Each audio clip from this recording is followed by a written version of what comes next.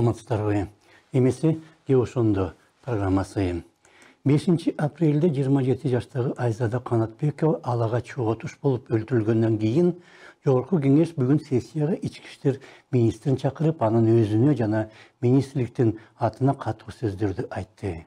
Милиция кабар ошол эле 5 апрель күнү келип түшкөн, бирок иш 2 күндөн кийин гана ачылып жатат. Милиция болсо бардык мүмкүн болгон чараны көргөнбүз, дейт.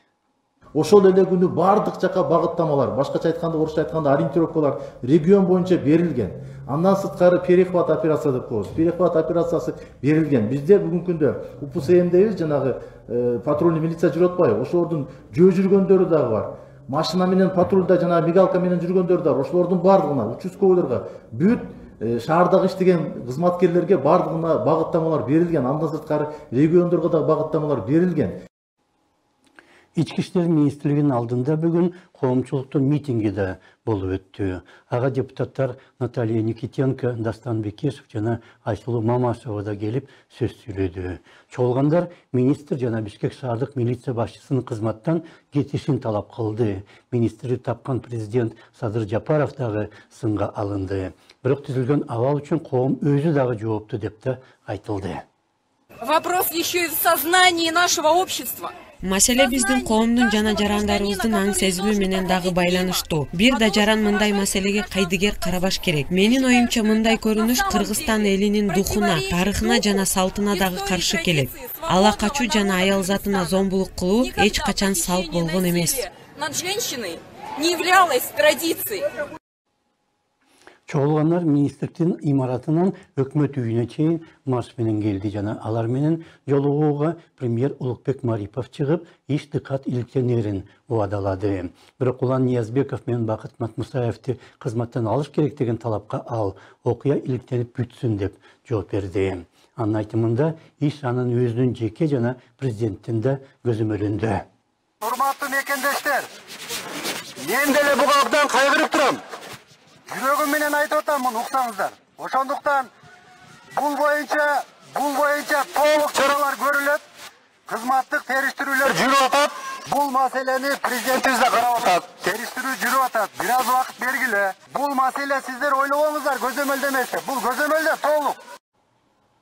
Каза болгон Айзаданын апасы Назгүл Шакенованын айтымында, ошол эле 5 апрелде ал милиция кайрылганда Уларбек деген тергөөчү ага телефон аркылуу ачуу асар келет. Той жейсиңер, эмнеге сасана болуп атасыңар деп күлгөн. Министр Улан Ниязбеков бүгүн жогорку кеңешке экинчи жолу чакырылгандан кийин келди жана катуу сынга алынды. Митинг учурунда болсо керек болгону милиция кимди болбосун ылдам эле табат деп да айтылды. Мына менин үстүмөн дежурный частька могул МВДга түшүп атат. Якобы мен мас абалында машина айдап атам деп мени 20 мүнөттүн ичинде тапты. 20 мүнөттүн ичинде ориентировка кылып, личный состав ориентировал, 20 мүнөттүн ичинде мени тапты. Мен шаарда тияка-бияка жүргөм. Ошол значит бир мүмкүнчүлүгү бар ошентип тапкан. А биякта болсо 2 күндүн ичинде даже алар да тапкан жок. Бул башкалар таап атат. Маселе караңгы калк катмагалары гана эмес, милиция кызматкерлери да, жогорку кеңештин депутаттары дагы ала качууну өтө деле катуу кылмыш эмес деп эсептегенинде.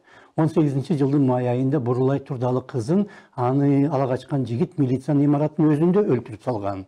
Депутаттар кабыл алган мыйзамдар боюнча болсо, кызды ала качуу адам уурдоого караганда жеңилирээк кылмыш. Никто, даже я, в стенах парламента... Эч ким, парламентте отурган мен дагы өзүмдү коопсуз абалдамын деп сезбейм. Менин коопсуздугума эң биринчи кезекте мыйзамдын үстөмдүгү, ордуна орноп калган бийликтин үстөмдүгү шек келтирип жатат. Тилекке каршы, бүгүн мыйзамды бийлик өзү бузуп жаткандыктан, жерлердеги карапайым жарандар дагы мыйзам менен адеп ахлакты көзгө илбей калды. Баары биздин өзүбүздөн башталып жатат. Орой айтканда, азыркы мыйзамдар боюнча аял заты адам макамынан ылдыйраак. Ошондо саламатта калыңыздар.